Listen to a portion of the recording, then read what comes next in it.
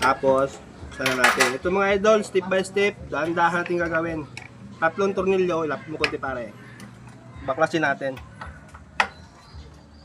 Ito pala mga idol, baliwanag ko, na may nagturo daw kay idol dito.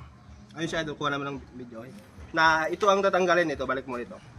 Yung guma rito. Wag na wag yung natanggalin yung guma rito mga idol kasi yun yung sara sa tubig dito oh. Para pag sinarado nyo, yung tubig hindi papasok dyan. Ayun mga idol, ito na.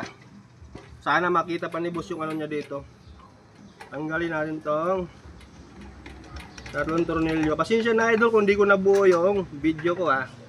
Ito na request mo, ginawa ko.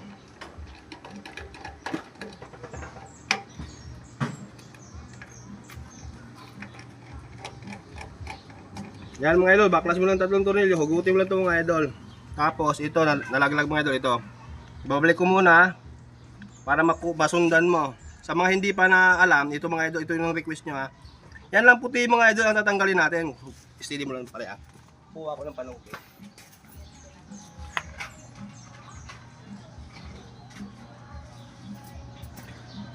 Yan, one way valve ang tawag ito mga idol, tatanggalin natin. May nagsabi din mga idol, isa na yun. May nagsabi din idol na huwag daw tanggal ito, butasan na ng maliit. Kasi tatakaw sa gasolina. Walang kinalaman to mga idol. Kasi ito, ang tangke natin pag naalog, dainita, nagkakaroon ng pressure. So hindi bababa yung gas dito mga idol hanggat nandito to.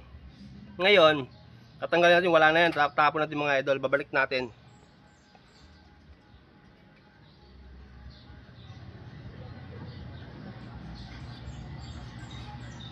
Ganun lang mga idol.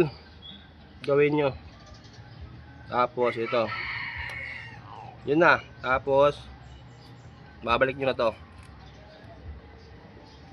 Yan lang umaangat.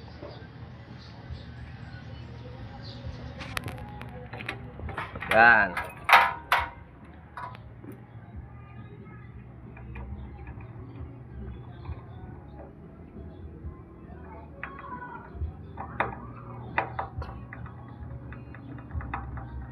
Sana idol, nasundan mo yung ano natin ha. Sa nag-request nito.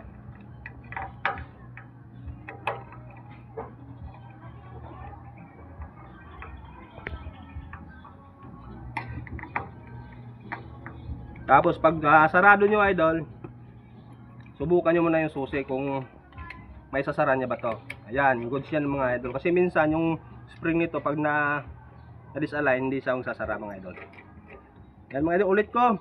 Ito lang tanggal, wag dito yung sa goma.